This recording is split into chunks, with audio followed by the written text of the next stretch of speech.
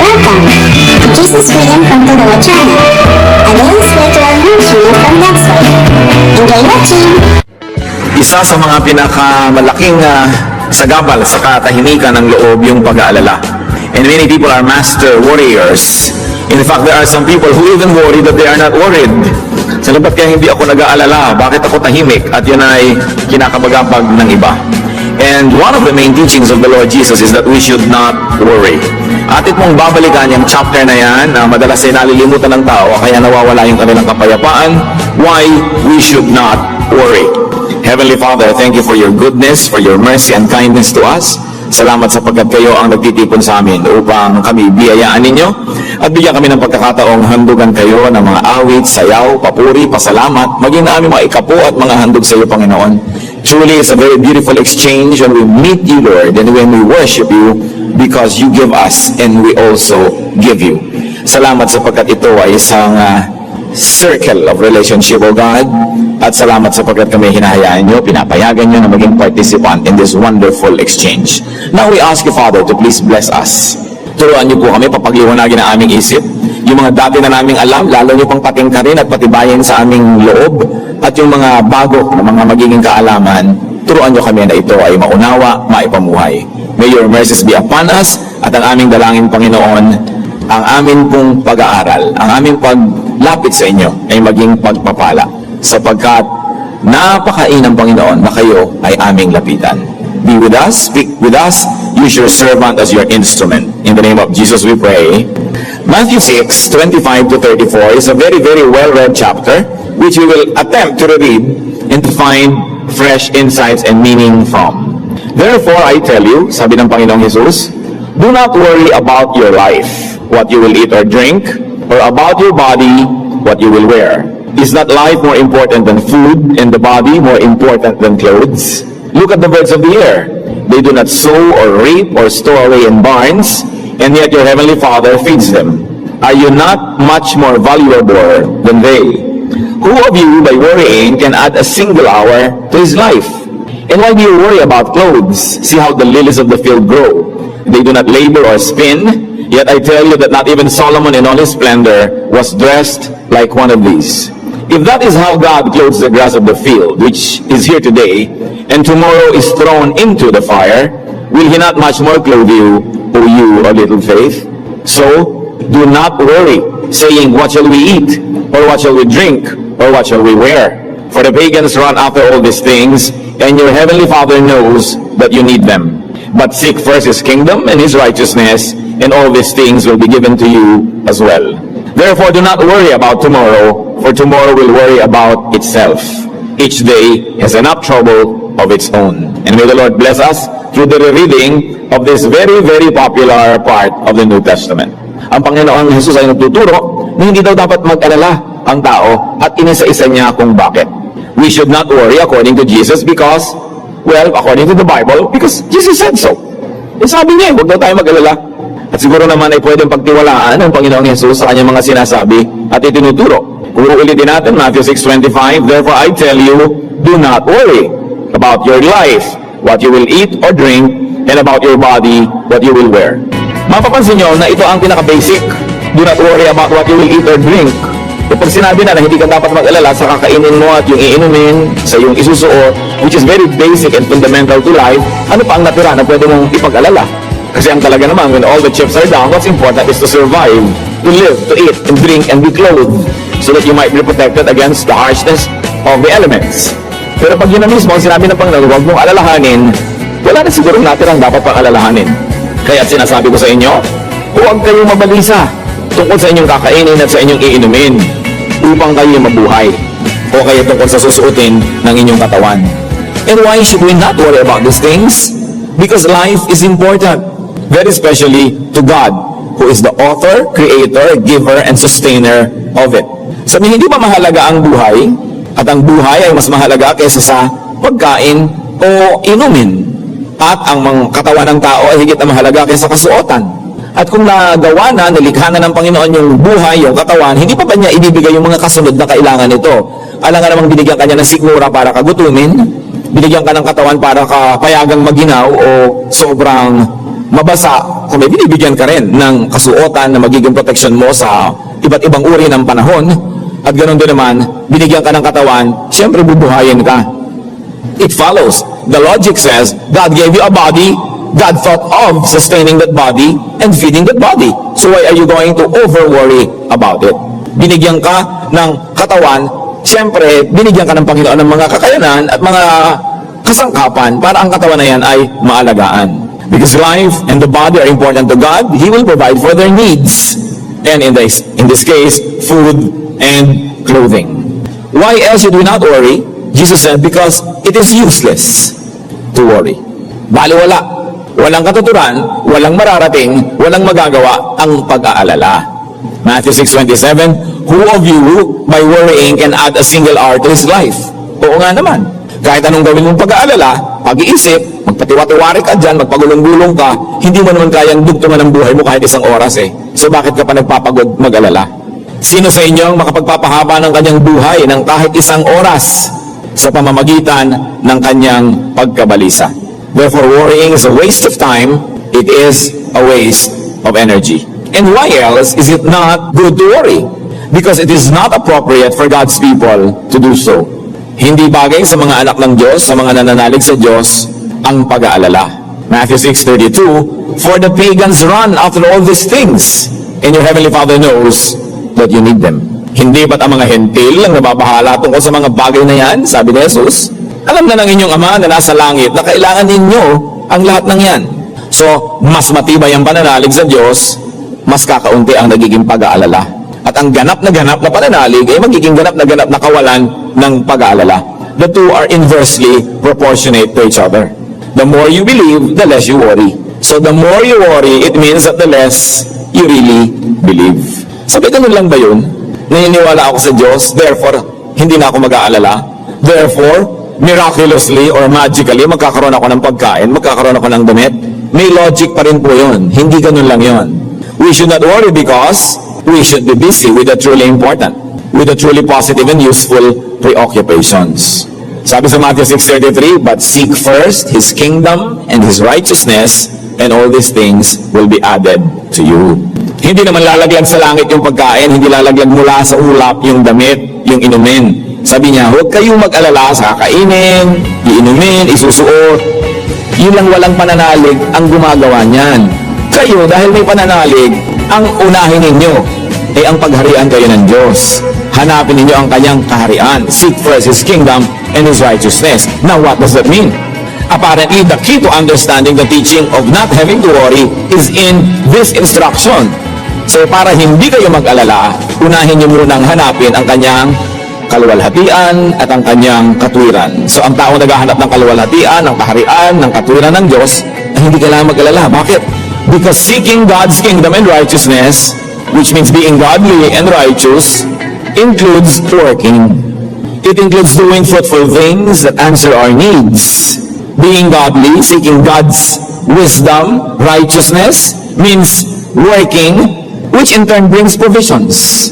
And when you work, and when you plant, and when you harvest from what you plant, you preempt worry. Magkakadugtong sila. Sabi, sa halip na mag-alala ka, itong gawin mo, at tupagin mo na pagharian ka ng Diyos. Hanapin mo ang kanyang katuwiran. At maraming mukha ang katuwiran ng Diyos. Maraming anyo, kulay, ang paghahari ng Diyos sa buhay ng tao. At isa doon, yung tunay na pinaghaharian, yung tunay na naghahanap ng katuwiran ng Diyos, ay nagtatrabaho, masipag, nagtatanim. Now we see the connection. Sa halip na gugulin mo ang panahon mo, kaaalala, magtrabaho ka, gawin mo ang tama, magtanim ka, gumawa ka ng mabuti, sapagkat ang katarungan ng Diyos ang nangangako na ang mabubuting gawa ay magkakaroon ng gantimpala, na ang nagtatanim ay umaani. So sayang ang oras sa pag-aalala na wala ka namang ginagawa na fruitful and productive activity. So sabi niya, only pagans do that. Alala ng alala, tapos wala namang ginagawa. Nag-aantay ng magic. Nag-aantay ng himala. Ang tunay na himala ay hindi biglang may tumubong halaman sa garden mo. Ang himala ay binungkal mo ang lupa, tinaniman mo ng buto, dinilig mo, inalagaan mo, at pinalaki ng Diyos. Iyon ang himala. May participation ka. hindi ka lang antay ng antay, tapos worry ka ng worry, Diyos ko, nag-worry po ako, bigyan niyo po ako. Ang tanong ngayon, nagtanim ka ba? Sapagkat ang tao na naghahanap ng katwiran ng Diyos, magiging abala sa paggawa ng tama, sa paggawa ng mabuti. Sa halip ngayon na pag-aalala tungkol sa kinabukasan ng laman ng kanyang isip, excited siya dahil darating na ang harvest. Jeremiah 29:5, build houses and settle down, plant gardens and eat what they produce. We see here the connection. Build houses, then settle down. Una, gumawa ka muna, magtayo ka muna ng bahay, tapos tirhan mo, manahimik ka. Magtanim ka, magbungkal ka, at pagkatapos kumain ka ng bunga ng iyong itinanim. 2 Corinthians 9:6, remember this, whoever sows sparingly will also reap sparingly, and whoever sows generously will also reap generously. Ang maraming itinatanim, maraming aanihin. Ang konti lang itinatanim, konti lang ang aanihin. Ang lahat ng pagsisikap ay may gantimpala. Colossians 3:23-24, whatever you do, work at it with all your heart, as working for the Lord, not for men, since you know that you will receive an inheritance from the Lord as a reward. It is the Lord Christ you are serving. So ano man daw yung ginagawa, saan ka man napalagay na larangan ng buhay, kung ano man yung ginagawa mo, pagbutihin. Ituring mo na worship ang ginagawa mo pag ikaw'y nagtatrabaho. At ang Panginoon na author of work, di ba? Siya ang nagsabi, 6 days you shall labor and do all your work. Siya ang may utos na magtrabaho tayo eh.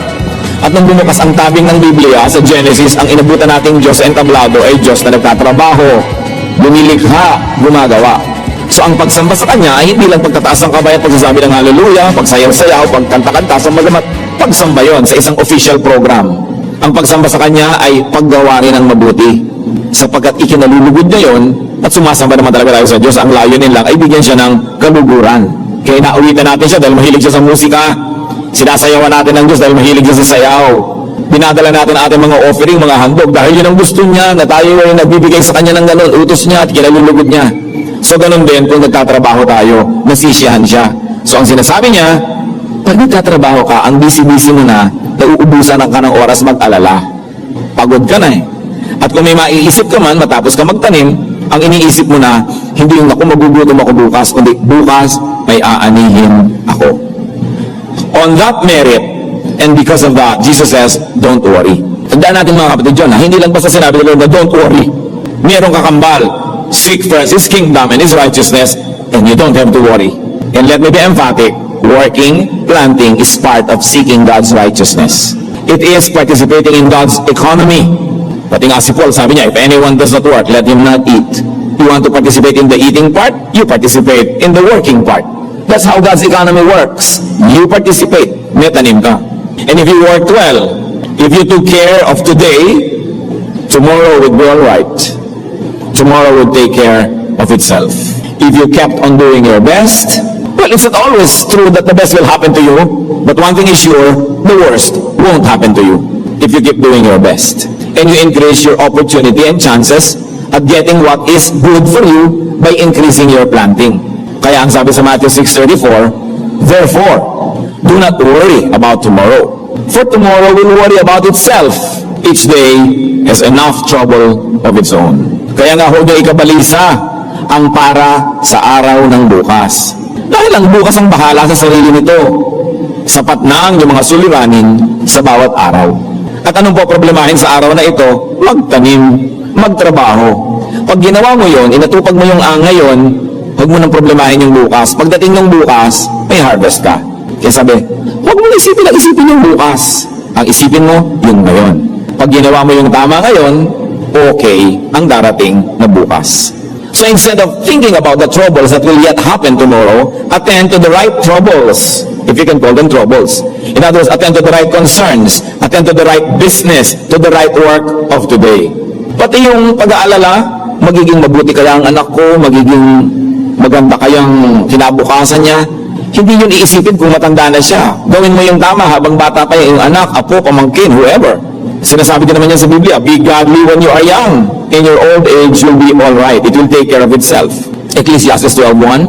Remember your Creator in the days of your youth, before the days of trouble come. In the years approach, when you will say, I find no pleasure in them, meaning in foolishness and in sins. Alalahanin mo na ang Diyos habang bata ka pa. Bago dumating ang mga sakit, bago dumating ang mga problema, alalahanin mo na. At pag inuna mo na yon, huwag mo nang alalahanin yung darating na bukas. Kasi nagtanim ka na eh. Proverbs 22 verse 6, train a child in the way he should go. And when he is old, he will not turn from it. Gusto mo mapanuto ang buhay ng isang bata, palakihin mo na may takot sa Diyos. Kung may Bible study, merong Sunday school, pa-attendin mo yan. Turuan mo agad, unahan mo na si Satanas. Bago siyang makapaglagay ng tatak sa utak ng batang ito, unahan mo. At kung nakalagay na doon ang tatak ng Diyos, wala na makakabura nun. Nauna na eh. So you don't have to worry about the future when you do your work today. This is the essence when Jesus says, do not worry. Marami dyan nag-aalala, paano kaya ako magre-retire? Paano kaya ako pag mag-old age? Paano kaya ako magpapagamot ng mga sakit ko? Eh di habang malakas ka pa ngayon, gumawa ka na ng paraan, magtanim ka na ng mabuti, mag-save ka. Marami naman paraan ng savings eh. One, literally, maghulog ka sa alkansya. Mag-save ka sa bangko. Meron pang isang paraan, mag-invest ka. Magtanim ka. Mas maraming increase pagka meron kang pagtatanim kaysa deposit ka lang ng deposit sa bank. O kaya, gumawa ka ng mabuti sa tao. Kasi ang tao din naman na ginagawa mo ng mabuti, maaalala ka rin naman nun. Kung inalagaan mo siya, alagaan ka rin niya, minahal mo siya, mamahalin ka rin niya. So, parang yun ay investment that loves back. May human face. Investment pa rin yun. Pero yung para hindi ka magtanim ng ganyan, wala ka man lang savings, ubos ng ubos lahat, wala ka rin binigyan, wala ka rin ginawa ng mabuti, eh mag-alala ka talaga sa future. Mag-isip ka. When you burn your bridges behind you, eh mag-alala ka sa future. Yung mga magkakapatid pa kayo, mga binatang dalaga, inaway mo na lahat yung mga kapatid mo, mag-alala ka. Pinapalaki mo yung anak mo sa kalupitan, pinalaki mo na hindi mo minahal, hindi mo malang tinaniman ng mabuti, eh mag-alala ka nga. Baka mamaya manigas ka pagtanda mo, hindi ka niya damputin. Pero pag ginagawa mo ang tama, sabi ni Jesus, huwag ka nalang mag-alala. Kasi ginawa mo na yung tama. Ipasa Diyos mo ang magiging bunga nun. Kasi wala rin namang mararating ang pag-aalala. Plant now and harvest tomorrow. Parang paulit-ulit na yata ako, pero dapat yata paulit-ulitin yan. Dahil paulit-ulit din naman nag-aalala ang tao. Never burn bridges behind. Huwag kayo nakikipagkagalit kahit kanino. You will never know. Kailangan mo pala yung kidney niya. Yung pagdating ng panahon, ano, yung kidney mo nag-deteriorate, ang kamatch mo lang, kagalit mo pa. Para namang hindi na yata panahon na makipagkaibigan, nagpadala ka ng leche plan o yema, tapos pagkadala mo sa mga, siya nga pala, akin na lang yung kidney mo. Dapat na ipadala mo na yung yema 10 years ago o 15 para hingin mo man yung kidney niya ngayon, willing siyang ibigay. Yun ang sinasabing magtanim ka na. Pero hindi pwede na kailangan mo ngayon ng kalamansi, ngayon mo itatanim yung buto, kailan pa yung tutubo, wala nang oras. Kaya hindi pinapalampas ang bawat pagkakataon na pwedeng magtanim ng mabuti. Meron kayong gusto kainin na masarap, may humihingi, hindi nyo naman ikamamatay, kumuha na lang kayo ng konti, natikman nyo, ibinigay nyo sa kanya, di ba maganda yun? Kaysa sinolo nyo, pagkatapos pagdating na araw, pag siya yung meron, buti kung bigyan ka niyan. Yung kung kaya mo, hanggang kaya mo, sige ng sige ng sige. Sasabihin nyo, lugi yata ako dyan. Alam nyo kung ba't tayo lugi? Kasi ang Biblia ang may sabi, pag nagtanim, may ani. At kung tayo mga kapatid ay mabuting tao, kung tayo talaga ay may bait, may sariling bait, tayo ay pinaghaharian ng Diyos. Lahat ng gumawa sa inyo ng mabuti, pag kaya nyo na magsukli, dapat tubo sila. Yung tubo talaga. Yung minsan ka lang nag-aaral, naabutan ka ng pangbayad ng isang sem lang, pero naidugtong sa pag-aaral mo. Kung habang buhay, ay pwede mo siyang abutan ng abutan, yun ang gawin mo. Na hindi niya ipagsisisi na gumawa siya ng mabuti sa iyo, ipapasalamat pa niya at sasabihin pa niya, sa konting-konti ko namang nagawa nung araw, hindi na matapos-tapos ang kanyang pagsusukli. Ganon ang asal ng mga makadiyos na tao. Na lahat ng taong dinapuan natin at dumapo sa buhay natin, ay inulan ng pagpapala. Hindi yung natapunan ng dilim at nakaladkad sa kapahamakan. Hanggang kaya natin, keep giving. Because God said, everything you plant will yield some fruitful harvest.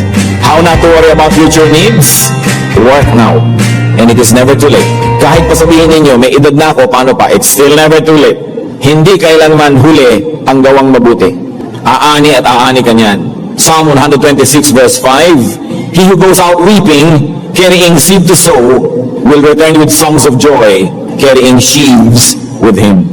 Yung hirap na hirap ka magtanim, kukunti na lang siguro sa mga tao nitong may karanasan magtanim, lalo ng palay, pero lahat ng marunong nun, sasabihin siya, ang hirap nun. Tag-ulan, ang ginaw-ginaw, magtatanim ka sa bukid. At usually, yung suot mo nung umuwi ka na basa, Isinampay mo lang, hindi pa tuyo. Yun ulit, susuot mo dahil total, mababasa ka rin lang uli. Can you imagine yung ginaw na mararanasan ng katawan mo na galing ka sa higaan, isusuot mo basang damit? Lulusong ka sa mga malalamig na mga putik, nababasa ka, tanim ka ng tanim, halos mapaiyak ka talaga nun. Pero sabi, may ani ka naman. Yung iiyak-iyak habang nagtatanim, yun naman ang tatawa-tawa at sasayaw-sayaw habang umaani. Yun ang paraan para maiwasan natin mag-alala, magtanim. At ang kasamaan ng tao na dapat ituwid, yung mga tanim ng tanim, walang naaani. Hindi yun ang kalooban ng Diyos, ha? Ang kalooban niya, lahat na nagtatrabaho, may parte sa kita. That's why our feudal agricultural system is the root of many inequities in our society. Many inequalities and problems. Because some landlords are so greedy, sila na lamang yung nag-harvest. Samantala hindi sila yung literally nagtatanim. Yun ang mali, ayaw ng Diyos nun. Kaya kung ang lahat ay makikinig sa utos ng Diyos, landlord and tenant, yung kapitalista at yung manggagawa, titino ang mundo. Kaya talagang yung pa rin mga katuruan ng Panginoon ang solusyon maging sa mga problema na ating lipunan sa ngayon. Anong sinasabi tungkol sa babaeng huwaran? Trabaho siya ng trabaho. Nagtatanim siya, bumibili siya ng lupa, pinapatamnan niya, namumuhunan siya, nananahe, nagbuburda, nagde-deliver ng mga tinahe, nababayaran siya, nangangalakal, nagbibigay sa kawang gawa. Yun daw gumagawa nun. Sabi sa Proverbs 31:25, she is clothed with strength and dignity. She can laugh at the days to come. Pwede siyang tumawa-tawa at pagtawanan niya ang mga darating na mga gastusin kasi nagtrabaho na siya, nagtanim na siya, namuhunan na siya, kayang-kaya niyang magbayad. She can laugh at the days to come. So for us, we worry a lot about many things. Ang pinag-usapan pa lang natin dito, pagkain, damit, pero pwede nating extend yan sa lahat ng pangangailangan sa buhay. Don't worry, because we should work instead of worry. We should do what is doable, believe in God, pray, and trust in God's perfect goodwill. Worry is a bad habit. Isang hindi magandang sakit. Isang masamang sakit, yung pag-aalala. Sapagkat sinabi na nga ng Panginoon, you don't benefit when you worry. Instead, yung oras mo na pwedeng magamit sa paggagawa ng mabuti na ubos sa pag-aalala. At yung pag-aalala, kahit hindi pa nga matupad yung iyong pinangangambahan, napanghina ka na rin yan. Nanghina na rin ang iyong loob, nanghina na rin yung katawan, tumaas na rin ang iyong presyon, tumamlay ka na rin, samantalang imagination mo pa lang yun. Those who worry suffer twice when their worries happen. The first time they worry is when they were imagining it, and the second time when it really happens. But those who worry suffer at least once, even though what they worry about doesn't happen, because they already worried when they were imagining it. At matupad man at hindi, nag-alala na rin sila, lugi na sila. It's a very bad habit to be dealt with and to be superseded by good works. Ngayon, halimbawa kayo mga kapatid, nasa inyo namang kapangyarihan para mawala ang pag-aalala ng mga mahal niyo sa buhay, gawin natin ang paraan para hindi sila mag-alala. Mga anak, pinag-aalala niyo ang inyong mga magulang ng hating gabi na wala pa kayo, umuwi kayo ng maaga. Kasi nasa kapangyarihan niyo para mawala ang pag-aalala nila. Huwag niyo sabihin, Mami, mag-pray ka na lang. Umuwi ka. Bakit mo pagdadasalin kung pwede mo namang ibigay sa praktikal na paraan yung kanyang kailangan? Ganon din yung mga asawa na halos hindi umuwi, ginagabi, nag-aalala ang inyong mga kabiyak. Agaan ang uwi. Communicate. Magkatapos, maging matapat. Pag sinasabi nyo nasa trabaho ako, nasa fieldwork, overtime, totoo. Kasi minsan lang kayong mabisto, mabuko, na hindi totoo yun. Kahit totoo na, at sinabi nyo meron akong fieldwork, nag-aalala na tuloy yung nagmamahal sa inyo dahil minsan na nagsinungaling kayo eh. Maraming pag-aalala, mga mahal natin sa buhay na tayo may kasalanan na pwede nating gawa ng paraan sa ikabubuti nila. So it is good and godly kindness not to make people worry. Lalo kung kayo may asawa na, may kabiyak kayo sa buhay, walang pwedeng mangyari sa inyo na hindi siya damay, stakeholder siya sa buhay nyo, dapat isaalang-alang nyo siya eh. Nung binata kayo, mahilig kayo magmotorsiklo sa alambre, wala naman kayong kabiyak, nanay niya yung nag-aalala. Sapagkat nag-aalala nyo, dapat isinaalang-alang nyo rin. Pero, lalo na kung nag-asawa ka na, ang asawa mo mahilig mag-alala, nervyosa, ikaw ang lakas-lakas ng loob mo, isaalang-alang mo ang kanyang kahinaan, hindi yung sige ka lang ng sige, dahil nag-aalala siya dahil sa'yo. Ang isang taong nagmamahal, at may minamahal at may nagmamahal sa kanya, dapat maingat para hindi natin papag-alalahanin yung nagmamahal sa atin. Help others not to worry by being dependable, by being responsible, and by being more assuring. Mga kapatid, maraming kaligayahan na dapat lasapin. Maraming trabahong dapat gawin, maraming magagandang kaisipan na dapat pag-ukulan ng panahon. Nananakawan tayo ng mga ito kung inuubos natin ang oras sa pag-aalala. Sabi ni Jesus, mag-alala ka man, hindi mo kayang dugtungan ang iyong buhay. So ang gawin mo na lang, mamuhay ka ng mabuti, para kung ikay binawian na ng buhay, wala ka ng sukat, ipagsisi. Dahil nakapamuhay ka ng tama, nagmahal ka ng tama, at pinayagan mong mahalin ka rin ng mga nagmamahal sa iyo. Stop worrying, seek first God's kingdom and His righteousness. And for the purposes of today's discussion, seeking that righteousness means work. Do what you must so that you will plant and not have to worry. Diyos namin sa langit, salamat sapagkat kayo Diyos ng katuwiran, Diyos ng kapangyarihan, Diyos na nagbibigay ng gantimpala sa maraming ginagawa naming tama. Paalala mo sa amin, Panginoon, paulit-ulit ang mga katuruan na ito, lalong-lalo kung nalilimot namin at kami ay natutuksong mabalisa. Mga kabalisahan na nagpapabilis ang tibok ng aming puso, kabalisahan na nagpapataas ang presyo ng aming dugo, kabalisahan na umaagaw sa amin ng ligaya at kumukuha ng aming lakas. Turuan mo kami magtiwala at sa pagtitiwalang yan, gumawa ng tama, ng mabuti at umasa sa inyong katarungan.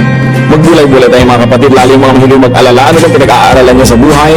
Pag-isip-isipan kung paano ilalapat itong ating mga binalikan at patuloy tayong makinig sa Espiritu ng Diyos sapagkat ang gusto ng Panginoong Hesus, tahimik, payapa, worry-free ang ating araw-araw na pamumuhay. Diyos namin sa langit, mangusap po kayo.